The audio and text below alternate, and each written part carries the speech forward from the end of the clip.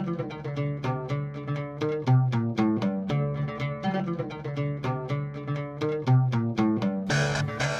and welcome to Ben and Matt Watch Game of Thrones. Brought to you by sci-fi christianpodcast.com. Matt, we are going to be looking tonight at episode 8 of Game of Thrones, The Pointy End. And I put the Pointy episode. That's not right. That is incorrect. The Pointy End. Written by none other than George R. Martin. You are correct. Wow, this is good. Is this how we're going to do the whole episode? Seriously? No, not today. Okay. Not today. Not today, because what do you say to death, Matt? Not today. And that's kind of how we started the episode. We had a lot of fighting. A lot of sword play. So starting out where we picked up from last week, where last week's episode ends, Tyre Baelish has Ned Stark by the throat. I did warn you not to trust me. And this episode begins immediately after that. Immediately. And so it looks like the Lannisters are going around and killing anybody that may have any loyalty to Ned. Pretty much anyone Stark related is getting killed by the Lannisters, left and right. And that includes an attempt to seize Arya, who is in the middle of a dancing lesson with none other than Syrio Forel. And we don't see the fate of Syrio, but I think we can assume it did not go well. You do a lot of assuming, don't you? I'm assuming it didn't go well for the guy that was fighting Syrio. Oh, clever. Yes. Yeah, so that was a pretty cool scene. It was really awesome. He's apparently a great fighter. You have been skeptical that Syrio Forel is as awesome as all of us have been saying he is. I wasn't skeptical. I just feel like TV-wise, they haven't displayed him the way that you feel strongly about him. Yeah, but look at how cool he was today. He was Today awesome. was his best episode. Yeah. By far. But don't you think, knowing how cool he is now, if you were to go back and watch the other episodes now, that you might have a slightly different opinion about him? No. What? In retrospect, okay, so that's hindsight. Exactly. But, I mean, what they showed us in the other episodes, he was fine. Today, he was awesome. But knowing today, he was a great now, fighter. And knowing that it foreshadows today, wouldn't those other episodes have been cooler? It didn't foreshadow it. I knew he was a good fighter, and now today just proved it. You are not understanding how cool Syrio Forel is. You are incorrect. So, around that same time, we see none other than the Hound, Sandor Clegane, coming for Sansa. Now, Sansa is, like, maidservant? I think. Septa Mordane. Is she dead, do you think? They didn't exactly say. They didn't really say. What about in the book? Should I tell everyone? I don't know. Okay. No, maybe not. Okay. Maybe not. But, so you do know, though, the fate of her. Yeah, I don't think it's like a big deal. Let's not spoil. We will not spoil, just in case they have some special surprise. So the Hound gets Sansa. Yes. Sansa. But not Sansa. Arya. You do know the sound an A makes and the sound an E makes. I wrote an different, E. Correct? But Arya, her story takes a dark turn, Ben. Oh my gosh. This was, for me, one of the most shocking moments of the episode. So she goes down to where her father's men have been packing up, and she's the overturned cart, or trunk there. Which contains her sword called Needle. And as she's pulling out, some punk kid who... he's a stable boy. I don't know where he came from. But I'll take you to the queen! But, yeah, and that was weird. And, I don't know why he was getting all up in her face, but she showed him on accident, didn't she? Well, because he knew where it was at. He needs to get in good with the new rulers, and so... So she reaches down, grabs her sword, turns around... Wait, let's do it like this. But I don't think he made that face. And then... I was just doing a little bit of dramatic embellishment. So she killed somebody, a kid. No. Yeah. So how do you feel about this, Matt? I mean, it's kind of we've seen some pretty harsh violence in this story, but this is like a 10-year-old girl. I don't know how old she's supposed to be in the show, but, killing another kid? That's dark. It was messed up, but kind of cool. She obviously did it on accident, so it wasn't like she's out to get him. Yes. And then we didn't see any more of her in this episode. We did not. That was the last scene. Now, there's a lot of cool stuff in King's Landing towards the end. Mm-hmm. But there's a couple other things we talk about. Then let's break away from King's Landing. We'll come back to it at the end. All right, so then let's now go to the wall. No, we have a couple other things to talk about first at King's Landing before we break away. Oh, gotcha. Yes, so first we have Ned in the dungeon. Yes, and he is given water by... Varys. Varys, the spider guy. Yeah, just the spider. Spider guy, spider guy. Listen to this quote by Varys. Yeah. When you look at me, do you see a hero? This is the answer he gave when Ned was like, "Why didn't you try to help when we were all?" Yeah. So tell me something. What did you think of Varys in this scene? I mean, it seems like. At first, I thought this guy is just out for himself, but Ned asks the question that I think all of us want to ask many of the characters. He said, "Who do you truly serve?" Right. And Varys answers, "The realm. Now, Someone must." we've previously seen Varys conspiring to help the Targaryens. Dany. Okay. So, what do you make of that? That for whatever reason he must think that the Targaryens should be in power. So you think that he is telling the truth in both cases? I think he is out to help the realm, and he is making choices that he thinks will help the realm. Okay, but you think that he's biased in some way. So you believe him when he's telling Ned, "I serve the realm." I believe him. You believe Varys. Okay. I believe Varys. And you believed him when he said he was on the side of the Targaryens. Wasn't he trying to?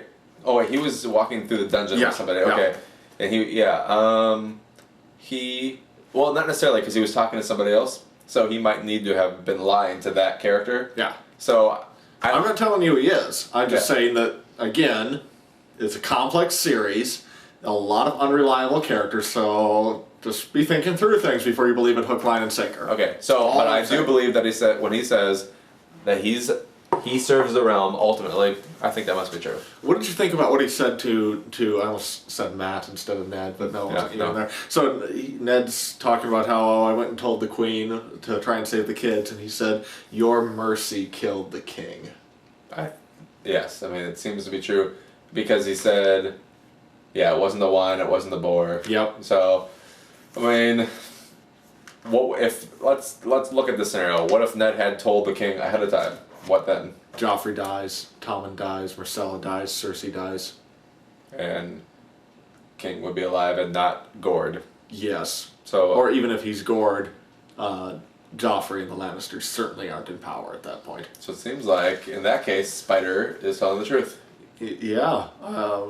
It's an interesting take on Ned's character because he's kind of the one character who's honorable. But that is his weakness. His honorable kind of screws over the entire realm. Yeah. Did I just say his honorable? I meant his honor. His honorableness. His honor. Him being a good guy. His honorableness. So, kind of an interesting theme emerging there. That, what is honor really worth? In Westeros? Yeah. Well, just in general. What happens when doing the right thing results in horrible things happening as a result?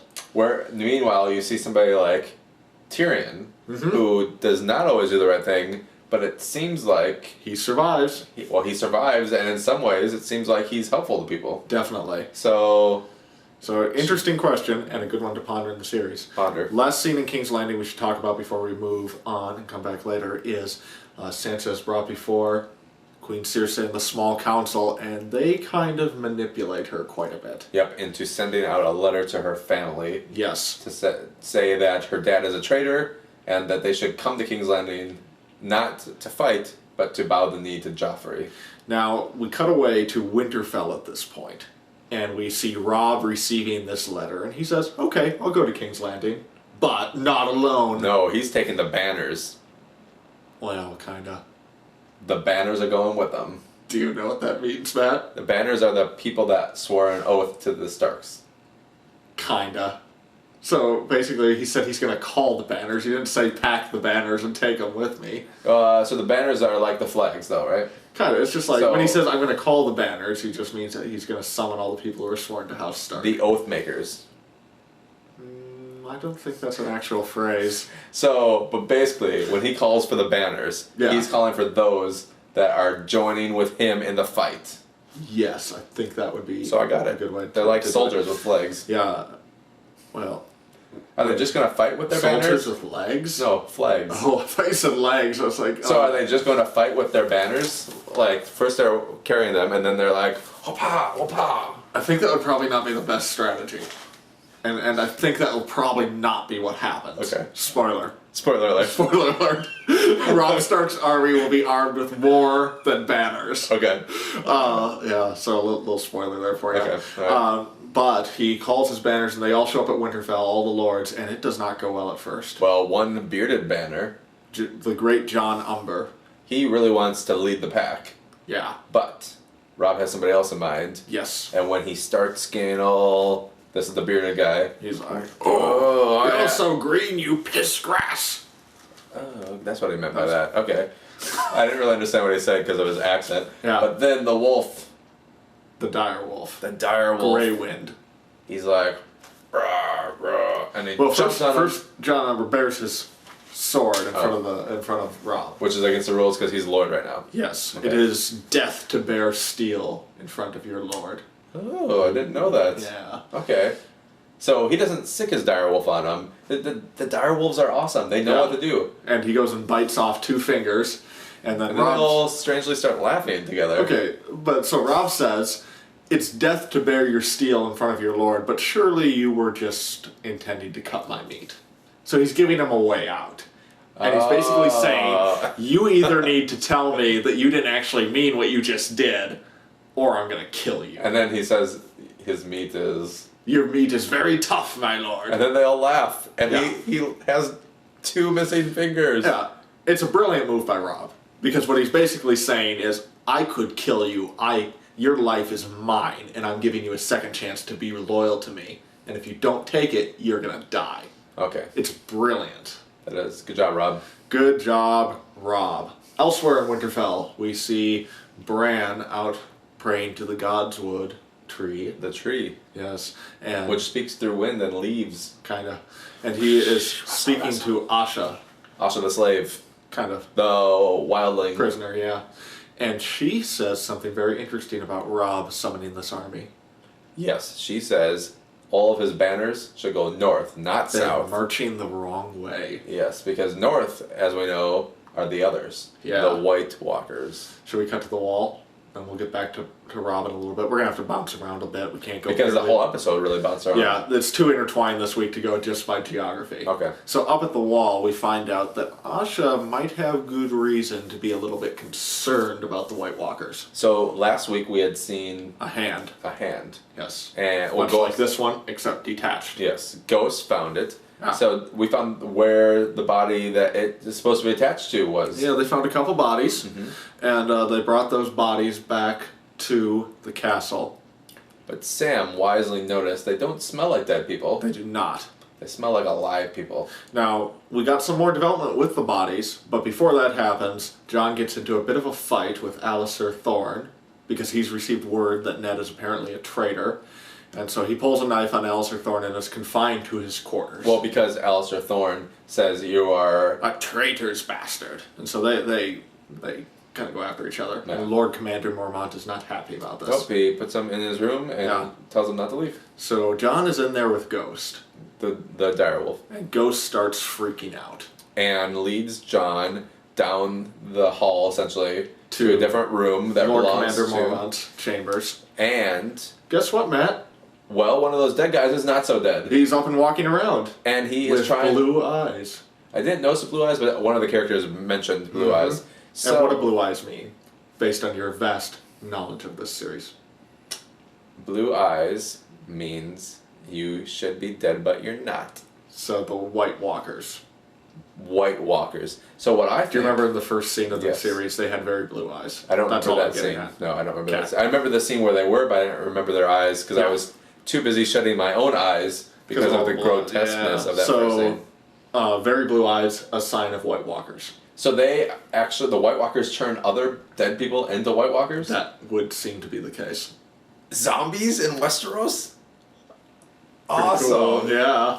Zombies. Zombies. I We did love not see that zombies. coming. Yeah.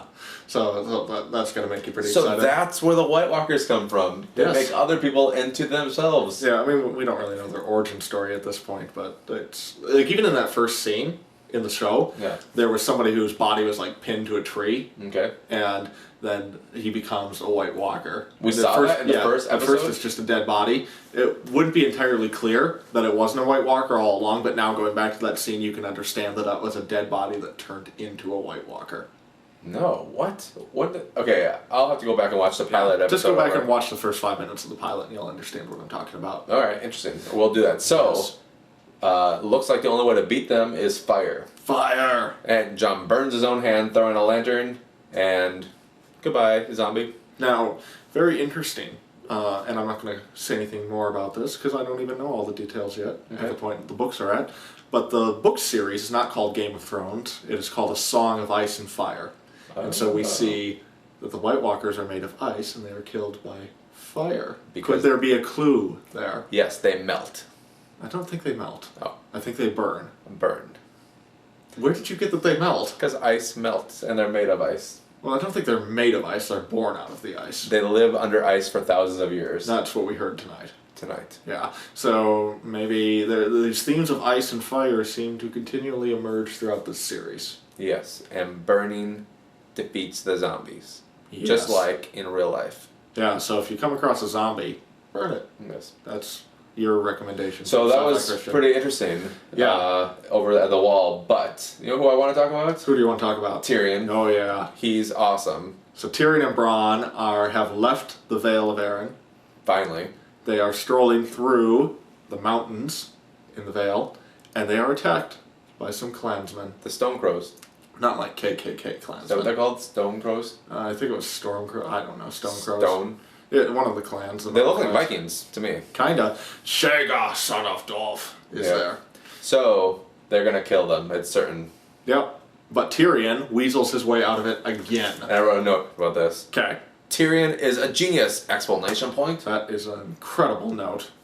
And he convinces the Vikings. I'm glad you had to read your paper to be able to tell us that. He convinces the Vikings. Don't call them the Vikings. Remember, we're trying to. Or they call you're trying to develop here and not sound quite as unknowledgeable. Okay, so the Stone Crows, this clan. Just call them the Mountain Clans because we don't know their names for sure. He convinces the Mountain Clan that he doesn't like the Lords of the Vale, and that maybe they could be the new Lords of the Vale. Yeah, I don't think Tyrion's too fond of Lysa Arryn. No. At this point. Nor am I. Yeah, we'll get to that scene in a minute. Yep, and so I think this is a great idea. He has now convinced them that they could take over this whole land, and besides that, he'll give them some new swords and helmets, and all in all, it's a good deal for them. It seems to be working because they all show up at Tywin's camp. Tywin, and we also meet Kevin Lannister, the uncle. Uncle Kevin. Yeah. And we find out that Tywin and Tyrion maybe have a bit of a strained relationship. It's like George R.R. Martin is getting kind of lazy with the names. Like he's got, he's got Daenerys. He's got Tywin. Oh crap! What should I call this one? Kevin. Wait till Bob starts showing up. Is there a Bob? No, I don't think that would be kind of awesome though. Yeah. Or like in the Dothraki, Khal Drogo, Rhaegal, Bob. Yes, Khal Bob. Khal Bob, the fierce enemy of Khal. That's Drogo. in book 6. Yes, you heard it here first. We're predicting Khal Bob, the newest stallion to mount the world. Khal Bob will be the secret hero of the series. Yes. So, anyways. Back to Tyrion. What were we talking about? Oh, yeah, Tyrion shows up, and then we find out that Robb is on the move, because since we left Robb, he's now begun marching south. So Tywin sends his forces after Robb, and Tyrion gets to go with the Mountain Men. Well, he doesn't get to go. He has to go. He has to go because they say that until they receive their payment, that he essentially belongs to them. Yeah, and he does not look too keen on this little road trip. And we see from this scene that Tyrion's dad doesn't really care what happens to him. No. He's kind of a shameful character in their family. So I think that he would be fine with these Mountain Clan people killing Tyrion. Yeah. There's a little backstory there. I'm not going to share it just in case I do share it later in the show. But if they don't get to it, I will tell it at some point here on the reviews. Good. But Tywin basically said this both last episode and this episode. It's for family honor, not for Tyrion, that he's going to war for Tyrion and all this stuff. Good. Did you love Tyrion's line, though, where Tywin's like, Jaime would not have let himself be caught? It's like, well, Jaime has an advantage. He's 2 feet taller, but I'm better looking. Yeah. That was awesome. I mean, he had a lot of good lines in this show. Tyrion's so cool. He is a good character. Probably the best character. I like to live. Yes. Yeah. And his line to Bronn, I think is when he said that, where if anybody ever offers to pay you more, I'll beat their offer or something like that. So because I like to live. What do you think of Bronn? Likeable. Yeah. I like Bronn. He's not exactly the most loyal of characters. I think he is. You think he's secretly loyal? I think it seems like he could, leave Tyrion at any moment, but actually what will happen is that they'll become the best of friends and they'll stick together. Should we take a... Just like you and me Yeah. on the Sci-Fi Christian. You are kind of like Bronn, the sort of dumb sidekick that stands by my side, and I am like Tyrion, the genius. A little awkward moment here on the Sci-Fi Christian. Should we take a quick trip over the narrow sea to the free cities? I would love to. Okay, so find out that Khal Drogo, despite being a decent guy to Dany, is busy pillaging, enslaving, raping, doing all sorts of nefarious business. Not just him personally, but his armies. Mm-hmm.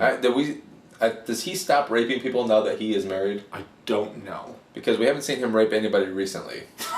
Or ever, I don't think, on the show. Right. So, but his people, they're going around... But based on the culture, he certainly isn't against what they're doing. No, he's not against it. So, it's their way to pillage and then take slaves. What was that sound? Yeah, that's the sound Khal Drogo makes. Oh, all right. That's my Khal Drogo sound. Very nice. And, but Dany kind of interferes with some of their horse lord ways. Dany's not too keen on what's shaken. So she doesn't like the raping and the slaving. Yeah, so she says... Enslaving. No more. And so she claims all the women she sees for herself, and that does not make Khal Drogo's men happy. No, they take it to the king, to the Khal. And they say, that foreigner is stealing our women. Yes.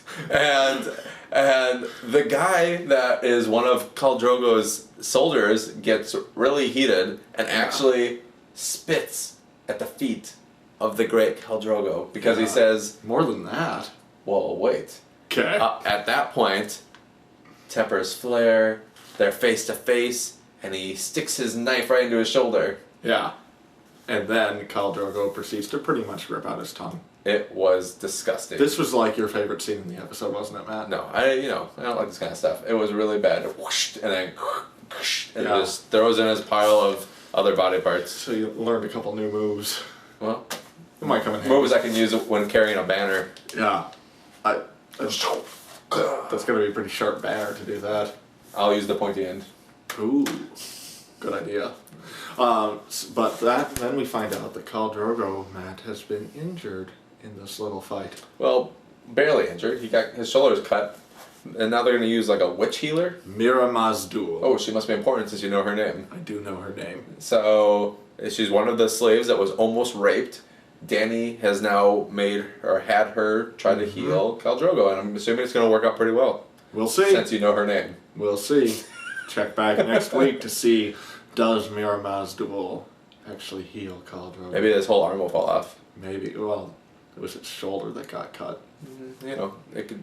It's like right here. It might be more. How's your arm going to fall off if you get cut right there? The infection could spread. Interesting theory. Okay, I think that's good. So elsewhere in the area, we see Catelyn and Lysa kind of going at it a bit. Yes, and Lysa has refused to send her soldiers along with Catelyn to do battle with the Lannisters. So basically, Lysa's received Robb's summons, saying everybody has to come, and she says, no way, dude. And she didn't tell her sister right away about what was happening. Yeah. It took her a whole day to... Not cool. And then her son is just being weird again. Totally hungry. Yeah. So that's... They have a messed up relationship. Yeah, this is not an okay family. No, dysfunctional. Do not base little parenting tip here. Yeah, this is good. Don't base your parenting techniques off of what you see Lysa Arryn doing. I wonder what Jon Arryn was like. He was old. So, but do you think he was as weird as her? No. Did you, from any of the books, did you get to know him more than I got to know him? Well, he's dead at the beginning. He was of the dead book, right at the beginning. So I was wondering if maybe there was any secret scenes. Maybe get a little backstory more, but no. I mean, it's implied that Jon Arryn's a pretty normal dude. All right. But Lysa Arryn is just out to lunch. Okay. So yeah. she's nuts. But Catelyn leaves the Vale and goes to join Robb. Yes. And is there telling him, you shouldn't be leading these soldiers. Did she really tell him that? Well, I got the feeling that kinda. She thought that, it's going to be dangerous, but you're the man for the job. I think that, well, at least in the book, what she's kind of getting at is saying, I wish you weren't the one leading this, but now that you've committed and you've shown them that you're leading them, you can't back out now. It's too late for that. Yeah. So, but her preference would definitely be for Rob to have sent someone else. How important, Ben, do you think the scene is where, while Catelyn, Rob, everybody else are all around the table mapping out their strategy, what do they call them? A spy? Not a spy. Scout. A scout from the Lannisters has been caught. Is this an important scene that we should think I about? don't remember the scene from the book. Okay. If it was in there, so probably not that important. Not important. Though I'm sure that if it is very important, somebody will correct me in the comments with vastly more knowledge about the books than I I'm have. glad that Greyjoy is there, one of my favorite characters. You just love Theon, don't you? Yeah, Theon's the man. Nobody insulted Theon this week. Good. So that, No, kind of. When he tried to stay there with Rob when Rob and Catelyn were going to have a private moment, and then that one guy's like, "You two, get out of here." so Theon insulted the week. Yeah. Maybe it should be a new feature here. No. No, probably not. So I think that's everything. Should we go Except back? for King's Landing. Yeah, should we go back to King's Landing? Yes. Here we go. A couple important things that happen here. First of all, we see Jaina Slint, who is the commander of the City Watch, who is one of the people who betrayed Ned last week, Okay. is now raised to a lord. He is given the seat of Harrenhal, which is a castle. Okay, I saw that. In the book, he's also given a seat on the small council. I don't think that happened in the series, but maybe. Why would they omit that? I don't know. I'm guessing that they're either just leaving it out because it's needlessly complex, but I don't think they're changing anything too major there. So, Okay. in the book... Because he must die soon. Spoiler alert. I did not say that. I did not imply that. I'm just guessing. Okay. I don't know what's going to happen, so if anything you hear from me is all guessing. In fact, I'm going to try to predict what happens next week. Yeah, in a minute. Because then we have the second important thing is that Tywin Lannister is named Hand of the King. I want to say it. Okay, Tywin Lannister is named. He was made the Hand. Yeah, good job. And then finally, we see Sansa pleading for mercy. Yeah, when I saw this, man, I like the thought behind it, but I was like, dumb girl, just don't do it. And Joffrey says, I will show him mercy if he bends the knee and says that I'm the king. The episode ends. I have a feeling this is not going to end well. Yeah. Because Joffrey is clearly not the king. He's also a jerk. Ned is too... Well, he is the king. Well, he should not be, though, is what I mean. Ned is too honorable to bend the knee to an unrightful king. Unrightful. What if it means saving his family? Interesting. Will it mean saving his family? I don't know. I don't know either. What if... I mean, the show could do anything. Because you said the book is surprising. What if he doesn't bend the knee and all of the Starks die? That would be crazy. That would be pretty wild. Wow. That's very doubtful. Yeah. So, not like a super intense ending like the last couple weeks, but definitely set up for next week. Yes. So, next week, I predict. Yeah, give me some predictions. What's going to happen next week? Right. You did not even watch the preview because you don't like to watch the preview. No, I don't like even the smallest spoiler, so I literally know nothing. Matt's going off of nothing here, and I will give no reaction one way or the other to anything you say. I know that we have next week the 9th episode, and there's only 10 total episodes. 2 more episodes to go. So, I'm guessing that we're going to see the beginning of the war. Really, we're going to be at the battlefront next week. Haven't you already seen the beginning of the war? Well, not with the main characters. Not like Rob versus Tywin? Yeah, or Rob versus Jaime. Yeah. That'd be good. We haven't seen Jaime this week. We know that he's down by the rivers, though, doing some damage to... down by the river? Yep, doing some damage to Catelyn's people. Yeah. But, yes, so that's what's going to happen. We're going to see Rob in war next week against somebody in the Lannisters. Okay. We are also going to see Ned not bend the knee. That was a pretty safe prediction, I'll just say, based on the fact that that's basically what they said was going to happen at the end of this episode. Well done. Wait to use those investigative skills. I'm going to guess that there will be more ravens used to deliver messages. I'm going to predict... Wow, when I envisioned this prediction segment, this is not how I saw it going. I'm going to predict that next week we see Arya reunited with a sword dancer. Syrio Farrell. Yes. So he's alive. Spoiler alert. I don't even know if it's a spoiler. That's my guess. Possible spoiler. Possible. I'm guessing he's alive because he seems too cool to be killed and off camera. That'd be lame. We have to see him die on camera. Let's see. Give me some characters and I'll say what I think is going to happen. What's going to happen with Tyrion? He is still going to be short. Next. Well, I said I would neither confirm nor deny, but you know what? I'm going to go ahead and give you that one. Okay, next. Okay, so what's going to happen to Tyrion? He's going off to war. Well, he's going to be fine.